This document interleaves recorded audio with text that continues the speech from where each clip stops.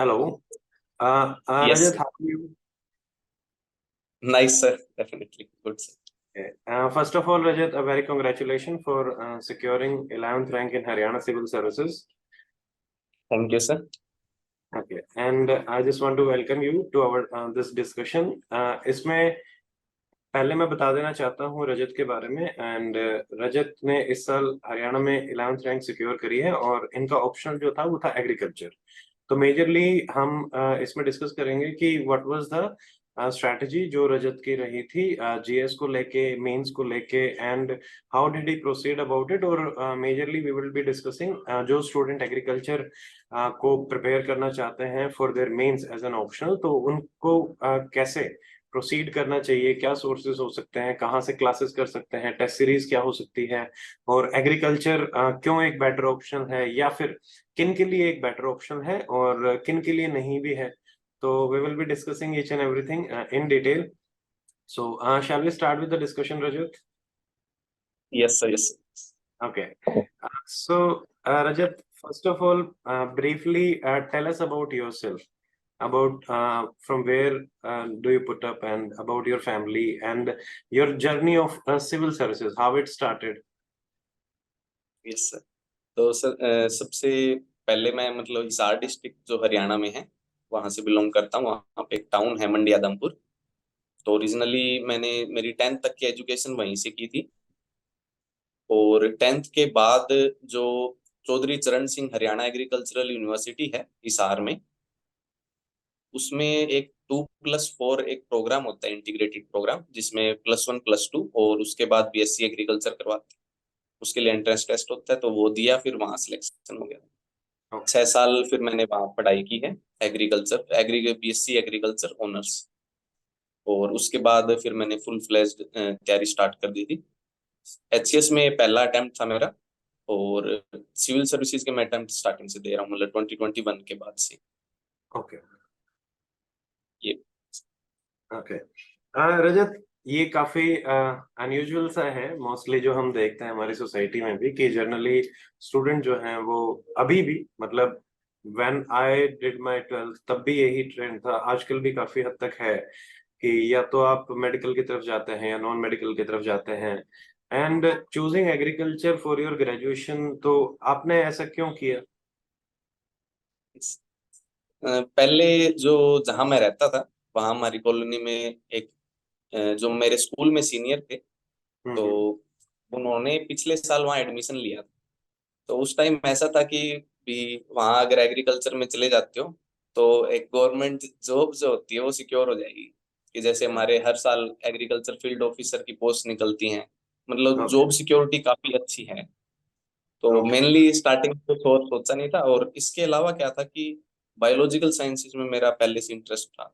मैं यहाँ नहीं जाता तो फिर मेडिकल वाले फील्ड में जाता। ओके। तो यहाँ फिर मैंने मतलब 10th के बाद सोचा ट्राई कर लेते हैं, और वहाँ हम्म। एंट्रेंस टेस्ट में हो गया था, और फिर ओके। एडमिशन ले लिया। Okay, that's quite interesting Rajat, because agriculture field officer और उसकी जॉब के बारे में मतलब even after so many year बहुत ब्रीफ आइडिया रहता है लोगों को भी और मुझे भी उतना नहीं था। I would like to know about it more but in the end of the session, क्योंकि हम अभी एचएस के बारे में बात कर लेते हैं क्योंकि आजकल नंबर ऑफ जॉब्स भी जो है वो कम होती जा रही हैं। तो maybe as an alternative जिनके पास एग्रीकल्चर एज एन ऑप्शन है वो इधर भी सोच सकते हैं। तो इसके बारे में भी लास्ट में वी विल डिस्कस। तो फर्स्ट रजत, आपने जैसे बताया कि आपने सिविल सर्विसेज की प्रिपरेशन तो 2020 से ही स्टार्ट कर दी थी, 2021 2020, और आप यूपीएससी के अटेम्प्ट दे रहे हैं and this was your first HCS.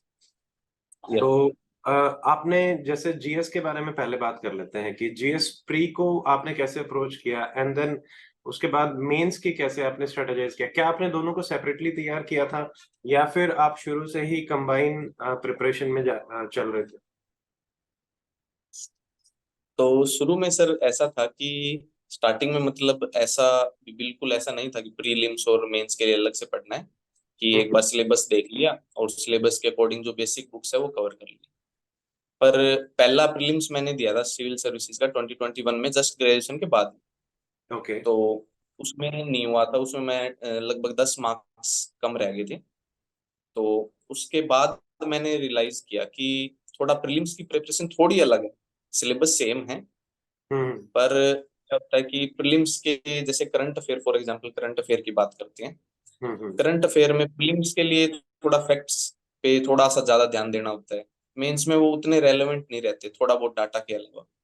Right. ऐसे ही अलग अलग सब्जेक्ट्स हैं, जैसे सब्जेक्ट वाइज मैं बताता हूँ।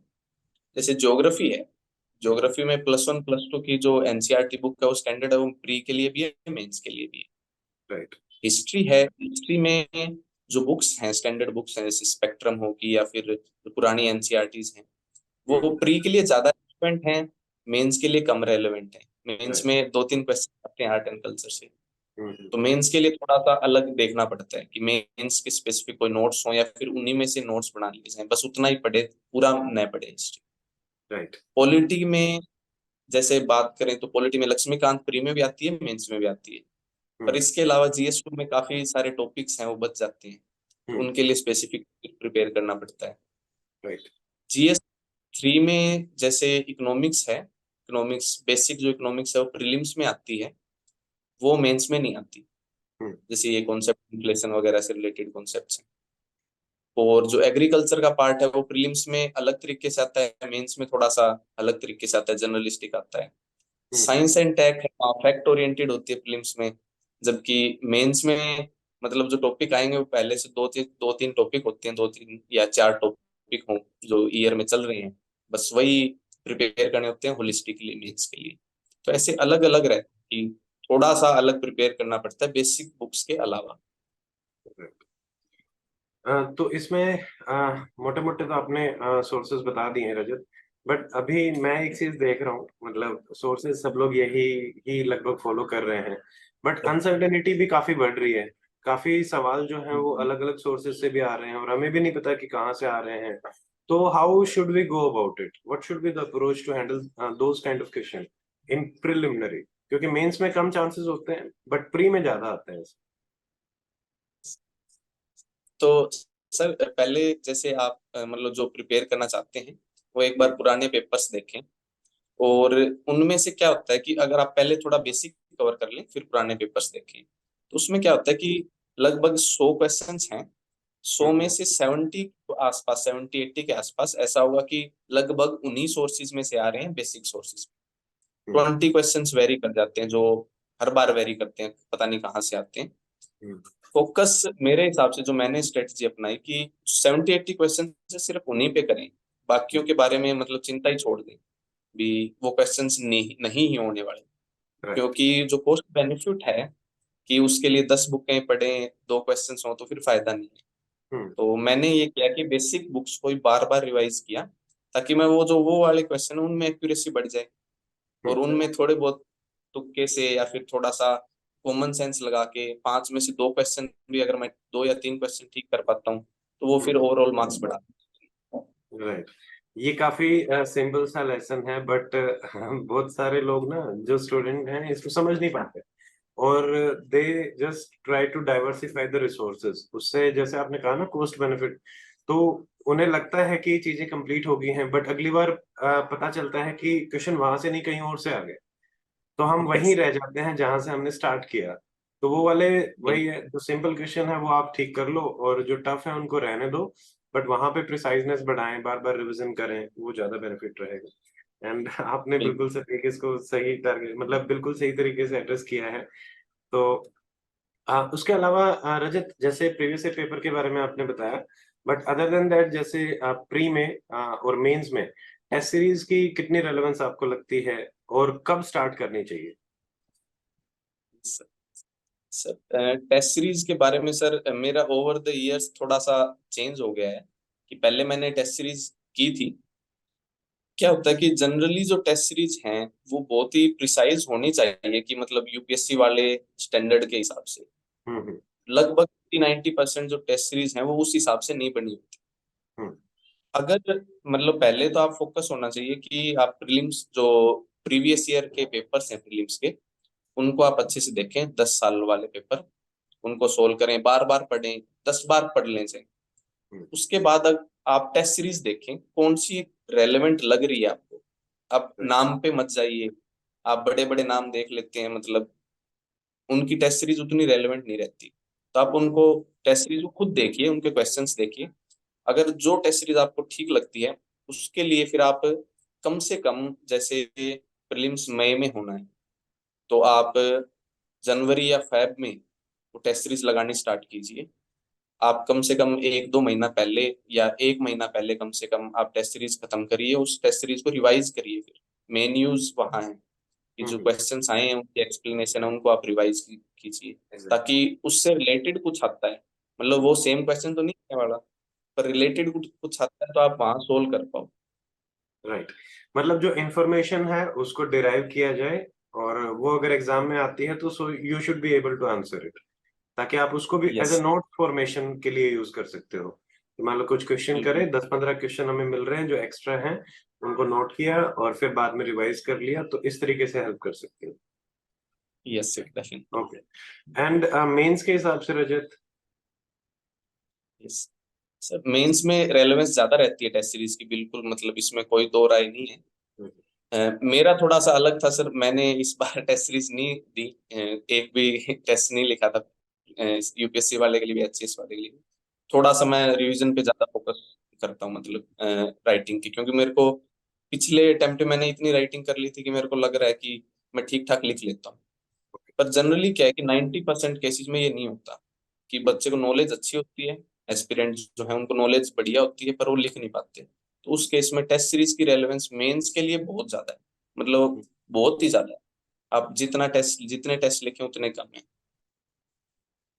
इसमें वही है कि अगर आपने पहले मतलब पहले प्रैक्टिस कर ली है तो बाद में थोड़ा सा कम कर सकते हो, बट ये ओवरऑल हमें एक मिनिमम नंबर ऑफ क्वेश्चंस तो प्रैक्टिस करने पड़ेंगे।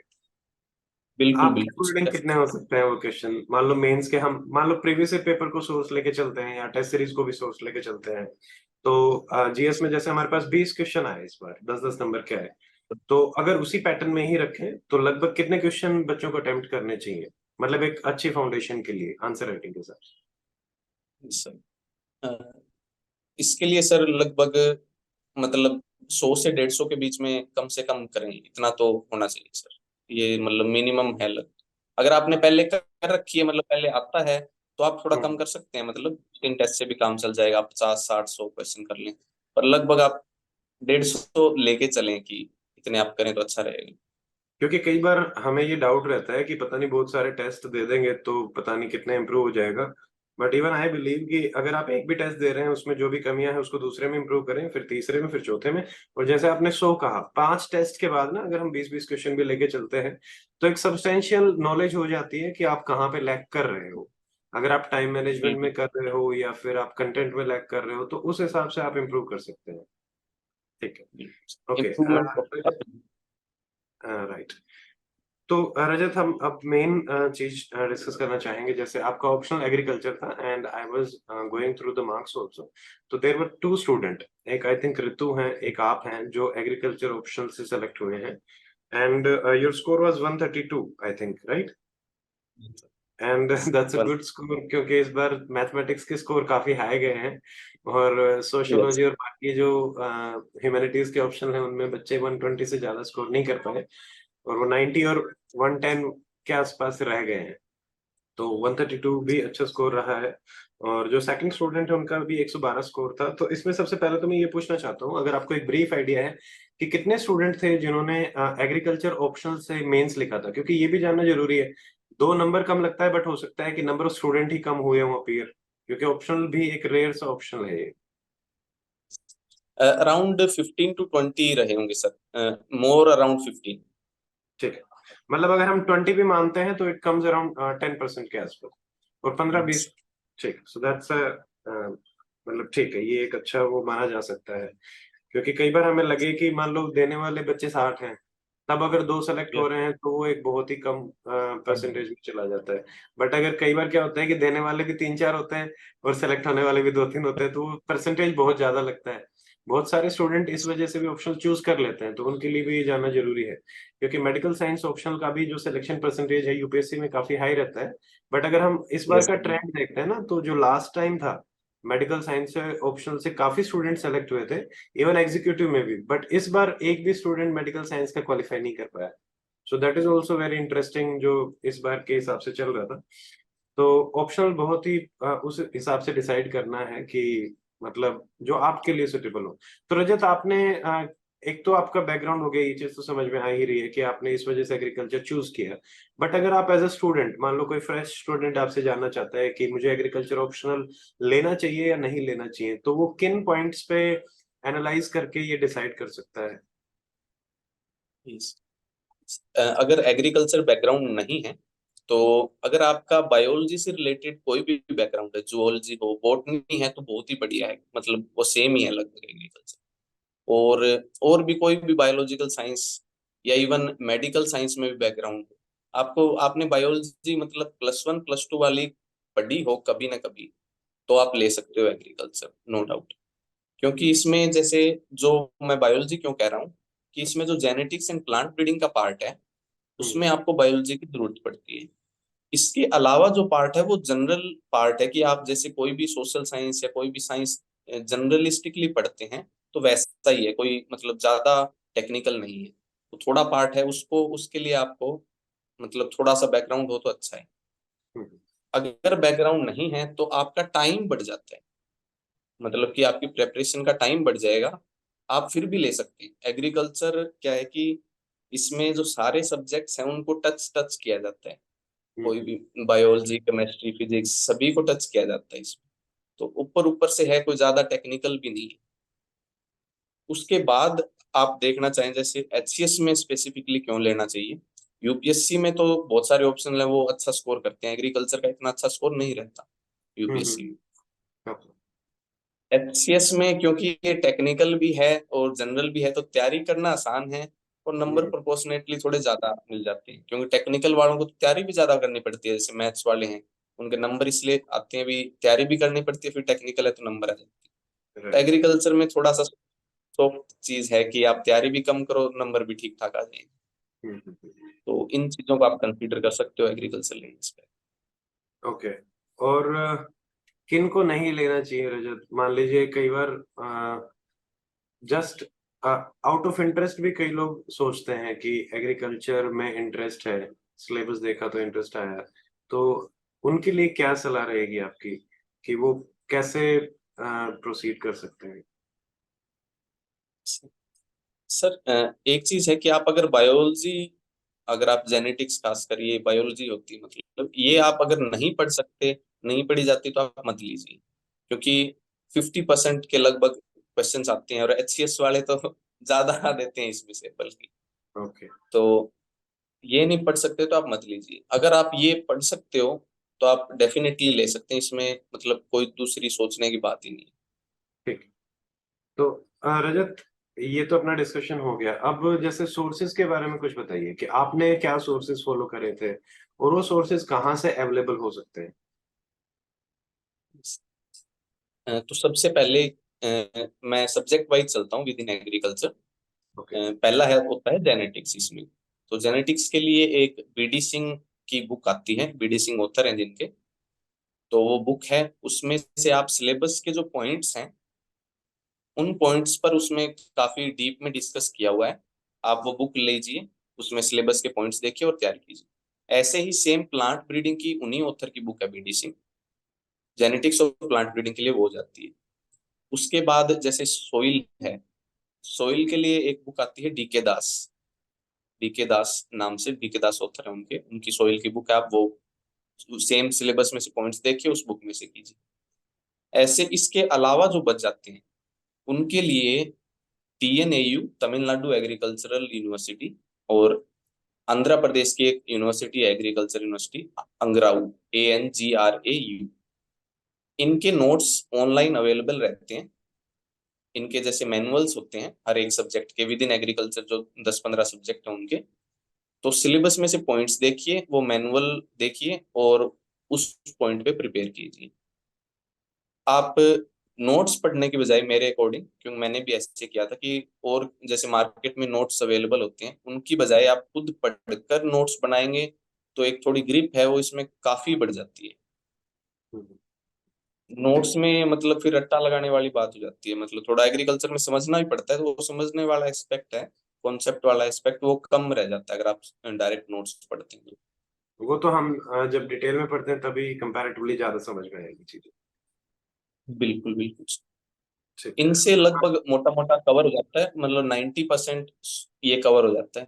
इसके अलावा जैसे 10% रह जाता है, उसके लिए क्या है कि गूगल का यूज कर सकते हैं, या फिर आजकल चैट जीपीटी का यूज काफी बढ़िया हो सकता है। उसमें चैट जीपीटी या गूगल बार्ड का यूज कीजिए, वो सेम आप टॉपिक लिखिए, या फिर कोई पुराना क्वेश्चन ऐसा है वो है कि वो सिलेबस से बाहर है, तो आप वहाँ क्वेश्चन टाइप कीजिए, जनरल उस पे आ जाता है। उतना आप लिखते हैं मेंस में तो अच्छे नंबर आ सकते हम उसको इंस्ट्रक्शन भी दे सकते हैं कि भाई हमें हैं। यूपीएससी बिल्कुल। सर्विसेज मेंस के हिसाब से एक आंसर प्रोवाइड कराओ 250 वर्ड में या 300 वर्ड में, so they will give points according to that.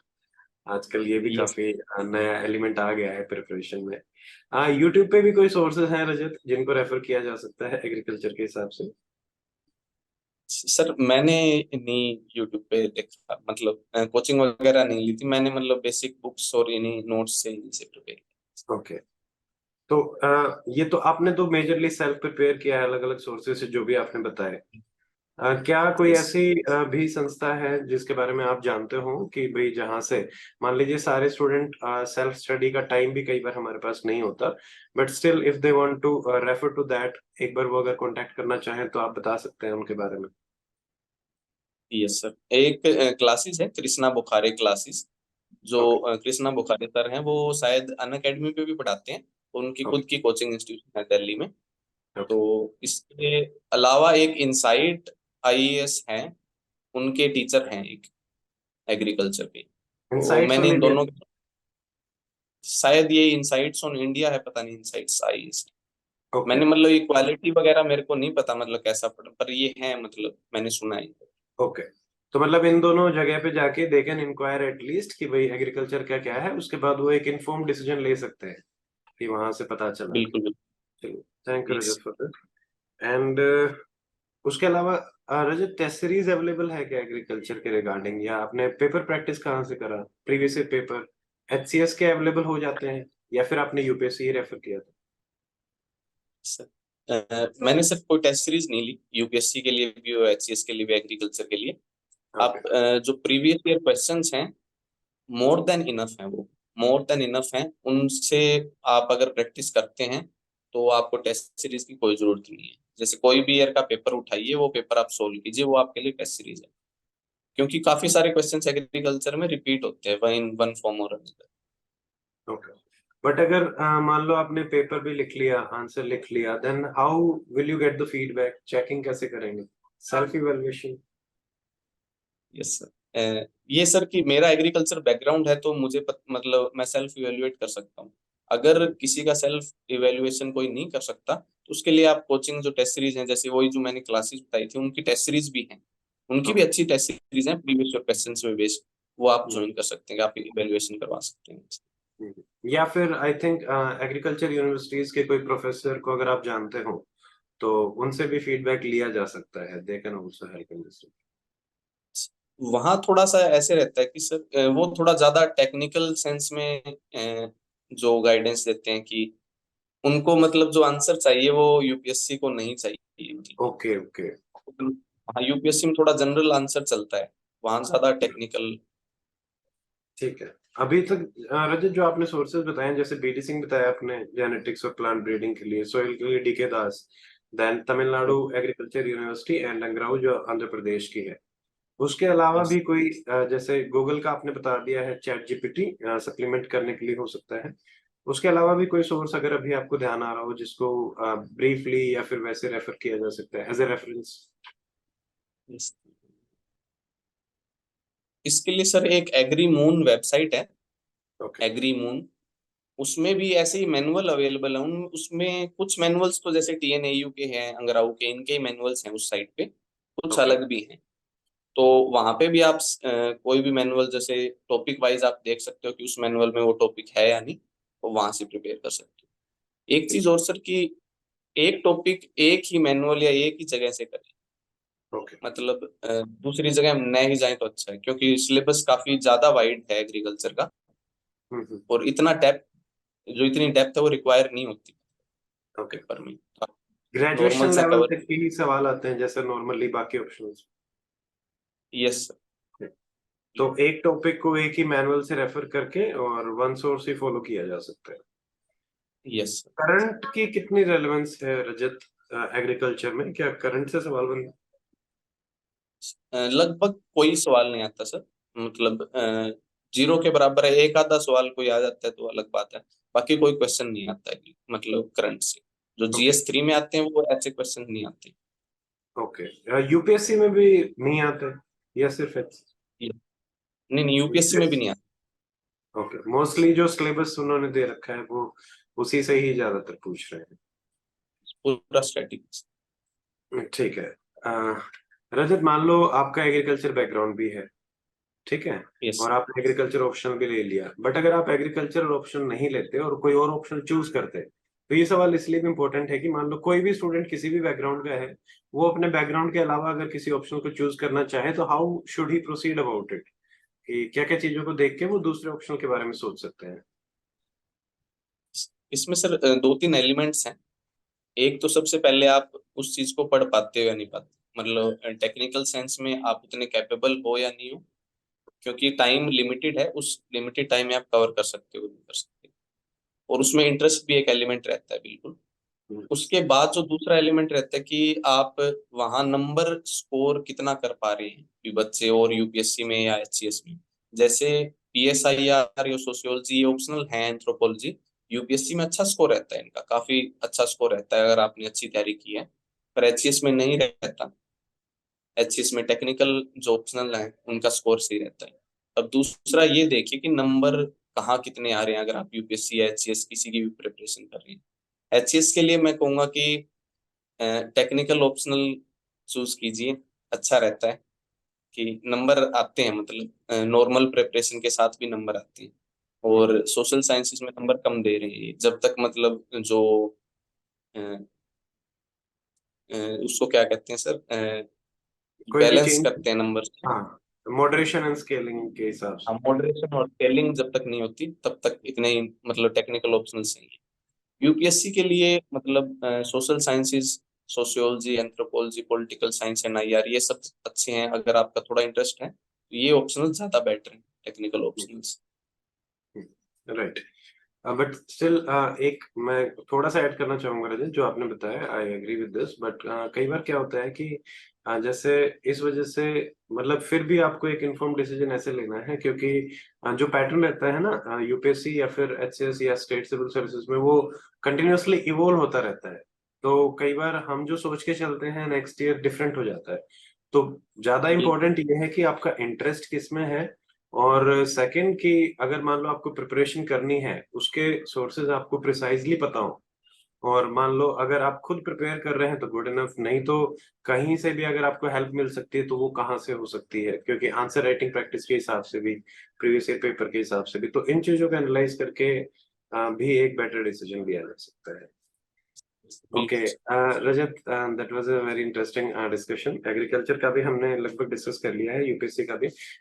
Last में दो तीन चीजें और मैं जानना चाहता हूँ रजत, कि जैसे मान लीजिए एचसीएस और यूपीएससी में अभी आपको कुछ सिमिलैरिटी इवॉल्व होते हुए दिख रही है? प्री में, मेंस पैटर्न में, या फिर इंटरव्यू पैटर्न में आप अपीयर हुए थे, तो जैसा सुनते हैं उसके हिसाब से। सर मैंने जैसे HCS के लिए प्रिपेयर नहीं किया था, मतलब बिल्कुल भी। मैंने हिंदी 10 एक दिन पढ़ी थी। मैं यूपीएससी के लिए प्रिपेयर कर रहा हूँ और मेरा सिलेक्शन हो रहा है, इसका मतलब लगभग सेम चीजें। अगर आप हम्म। यूपीएससी के लिए तैयारी कर रहे हो, HCS के लिए आज लगभग सेम है, बिल्कुल सेम है। प्रीलिम्स भी उसी लेवल का आ रहा है, मेंस भी। मेंस इवन इस बार एग्रीकल्चर का जैसे ऑप्शनल का टफ था, जो यूपीएससी में आता है उसके मुकाबले भी।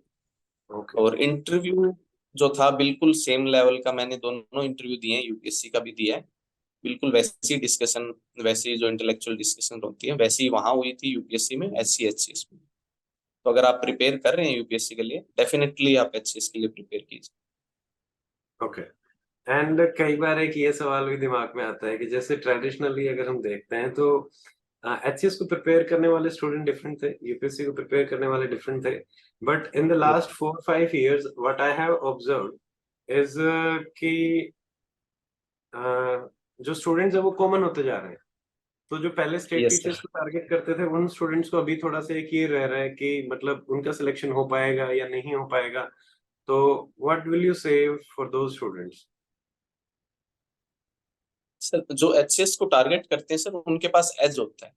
जैसे कि इंग्लिश और हिंदी जो यहाँ स्कोरिंग है एचसीएस में, यूपीएससी में नहीं है। जो यूपीएससी वाले बच्चे हैं वो उतना प्रिपेयर नहीं करते, और यहाँ पर अच्छा खासा गैप बना सकते हैं बच्चे जो एचसीएस को टारगेट करते हैं। खासकर हिंदी में मैं कहूँगा कि अगर आप इस बार जैसे आप 50 नंबर लेके आ रहे हैं हिंदी में, और मतलब आप बिल्कुल लिस्ट में हैं, अगर आप अच्छा मतलब एवरेज और पेपर्स में आपका स्कोर है, तो ऐसा नहीं है कि यूपीएससी वाले ही सारे आ जाते हैं यहाँ पे। अगर आपने अच्छी मेहनत की है, खासकर ये जो सब्जेक्ट्स हैं जो अलग हैं यूपीएससी, इंग्लिश हिंदी, तो अच्छा स्कोर कर सकते हैं इस चीज़ में। डेफिनेट। और इवन जैसे यूपीएससी वाले स्टूडेंट को पेपर 4 एथिक्स भी पढ़ना पड़ता है, ऐसे भी पढ़ना पड़ता है, तो वहाँ पे भी टाइम जाता है काफी, और काफी डीप में भी प्रिपेयर करना पड़ता है, जितना डीप में एचसीएस में तो अभी तक नहीं आ रहे हैं। They are evolving towards UPSC, but क्योंकि जैसे 20 ही सवाल है, तो उनको थोड़ा सा प्रेडिक्ट करना भी इजी रहता है कि हाँ इन जो मोस्ट इंपॉर्टेंट टॉपिक्स रहते हैं उनमें से ही आ जाता है, और उतना डीप में फिर भी अभी नहीं आता। तो अगर आप प्रैक्टिस ही उस हिसाब से करते हैं तो डेफिनेटली जो सिर्फ एचसीएस को भी टारगेट कर रहे हैं, so they can have extra edge, क्योंकि टाइम आप फिर उसी पे फोकस करो जो एग्जाम में आ रहा है। बिल्कुल बिल्कुल। Okay Rajat, before ending I would like to know कि मतलब because you are quite young and आपने यूपीएससी इंटरव्यू भी दिया है, तो और एचसीएस में you have qualified also, so what will be your message for both those who are starting early, those who are young aspirant, and second, those who are on the other edge of the spectrum कि 35 के आसपास भी हो चुके हैं, क्योंकि HS में हमारी एज 42 तक है, तो दोनों के लिए what would you like to say and what will be your message? Sir दो वर्ड्स हैं सर, परसिवेरेंस और पेशेंस। सर ये रहता है सिविल सर्विसेज में, दोनों यूपीएससी हो एचसीएस हो, तो आप जरूर एक दिन क्लियर करेंगे। और सर डेफिनेट बिल्कुल भी नहीं होता, मेरा भी नहीं था, मैं खुद मानता हूँ। मैंने प्रीलिम्स दिया, मेरे को नहीं पता था कि प्रीलिम्स होगा। मैंने मेंस दिया, मेरे को नहीं पता था। लगभग ऐसा ही रहता है, ऐसा कोई श्योरिटी नहीं होती किसी का सिलेक्शन होगा या नहीं। प्रिपेयर करते रहिए, एक बार फेल होते हैं, अगली बार तैयारी कीजिए। और थोड़ा जैसे यंगस्टर्स हैं, थोड़ा अर्ली प्रिपेयर करते हैं, अच्छा रहता है, मतलब एज मिलता है उस चीज का, बिल्कुल एज मिलता है, इसमें कोई दो राय नहीं। Uh, thank you, Rajat. Thank you for sharing your insights about general studies, about optional and exam in general. And it was a wonderful discussion. And I was very happy to meet you again after the interview session also. और in the end again, क्योंकि before we started तो हमें meeting को थोड़ा सा वो करना पड़ा था, तो मैं वो एक चीज डिस्कस कर रहा था आपसे। तो again I would like to discuss कि रजत, हर एक एस्पिरेंट या स्टूडेंट की अपनी अपनी स्ट्रेंथ्स होती हैं। तो रजत की जो स्ट्रेंथ हमने ऑब्जर्व करी थी वो थी उनकी सिंप्लिसिटी एंड जो एटीट्यूड होता है टुवर्ड्स एग्जाम, जो अभी भी उन्होंने बताया। He is quite young, but जो दो वर्ड्स उन्होंने बोले हैं, मतलब वो उतना उनको एक्सपीरियंस भी नहीं कर पाए हैं, बट स्टिल ही रिकॉग्नाइज्ड कि उनकी सबसे ज्यादा इंपॉर्टेंस होती है the perseverance and the patience. तो ये जानना बहुत ज्यादा जरूरी है। और अगेन दोनों के लिए ही, चाहे आप किसी भी स्टेज में हो, तो आप अपने डे टू डे बेसिस पे इम्प्रूव करते रहें। It is your fight to yourself. तो वही चीज सर आपको डिफरेंशिएट करेगी कि भाई चाहे वो प्रॉब्लम कहीं भी हो सकती है, प्री में हो सकती है, मेंस में, आंसर राइटिंग में, you have to identify your problems और आप उन पे काम करें जहां से भी हो सकता है। And in this era I think there are plenty of मतलब free resources also available on YouTube and guidance के हिसाब से भी, but उसमें भी एक एडवाइस वो रहेगी कि rather than, जैसा कि रजत ने भी बताया, going for multiple things, आप एनालाइज करने से पहले बहुत सारी चीजों को देख लो, बट जब आप एक फाइनल डिसीजन पे आते हैं कि आपको क्या चीज फॉलो करनी है, उसमें फिर उसको फॉलो करने के बाद आप उससे स्टिक रहे until and unless बहुत ही मेजर कुछ ऐसा ना हो। राइट रजत? डेफिनेटली, यस सर, बिल्कुल सर। एक साल के लिए आप एक स्ट्रेटेजी फॉलो करें, आपको रिजल्ट नहीं मिलते, आप दोबारा एनालाइज करें और उसको चेंज कर सकते हैं सर। ठीक है रजत, on this note, I would like to thank you for joining this session, and I hope this discussion will help all the students to decide एक तो एग्रीकल्चर ऑप्शनल के हिसाब से, सेकंड जीएस की जो बेसिक अप्रोच रहती है उसकी जो इम्पोर्टेंस उसको वो फिर से थोड़ा सा समझ पाएंगे कि rather than going here and there and rather than targeting those 15 to 20 question, हमें वो 80 क्वेश्चंस को टारगेट करना ज्यादा जरूरी है जो डूएबल है और वो स्टैंडर्ड बुक बिल्कुल से ही कवर होते हैं, चाहे वो यूपीएससी पेपर हो चाहे वो एचसीएस पेपर हो। तो आप प्रीवियस ईयर पेपर करें, स्टैंडर्ड बुक्स करें and keep on learning and improving. So thank you Rajat for joining the session and एक बात और सर, yes Rajat। जैसे बच्चे अच्छे सर मेंस क्लियर कर लेते हैं सर, मैंने एक दो मॉक इंटरव्यू दिए थे सर, हम्म। और सीरियसली अगर कोई बच्चा मतलब सर, मैं खुद से ये सजेस्ट करना चाहता हूँ सर, जो आपके साथ मैंने जो एक और सर थे और आपने दोनों ने मॉक इंटरव्यू लिया था, कुलदीप। लगभग मतलब 40-50% क्वेश्चंस जो हैं जो आपने एग्रीकल्चर से रिगार्डिंग पूछे थे सर, वो वहाँ इंटरव्यू में पूछे थे सर, उस ओके। कारण मेरे मार्क्स ठीक आ पाए। तो जरूर आप अगर कोई एस्पिरेंट हैं मॉक इंटरव्यू देना चाहते हैं सर, मैं खुद से सर सजेस्ट करना चाहूंगा सर, जो डॉक्टर अमित एकेडमी है इनका सर मॉक इंटरव्यू सीरियसली काफी बढ़िया था sir. Thank you Rajat, thank you for this मतलब जो भी आपने अभी बोला। और ठीक है, and on this note will wind up this session and we hope दोबारा से अगर कुछ ऐसा होता है रजत, तो पहली चीज तो क्योंकि आपने यूपीएससी भी लास्ट टाइम इंटरव्यू दिया है तो मेरी तरफ से भी और बाकी स्टूडेंट्स की तरफ से भी I would like to wish you कि इस बार आप मेंस भी अच्छे से क्वालिफाई करके दोबारा से मतलब फाइनल लिस्ट में आपका यूपीएससी में भी सिलेक्शन आए, क्योंकि लास्ट टाइम भी हमने देखा था कि जो अच्छे स्टूडेंट्स होते हैं वो यूपीएससी में भी अच्छी रैंक हासिल कर पाते हैं। तो you will also follow the trend, हमारी विशेष आपके लिए रहेंगी और अगर दोबारा हमें कनेक्ट करने का मौका मिलेगा तो will try to connect again.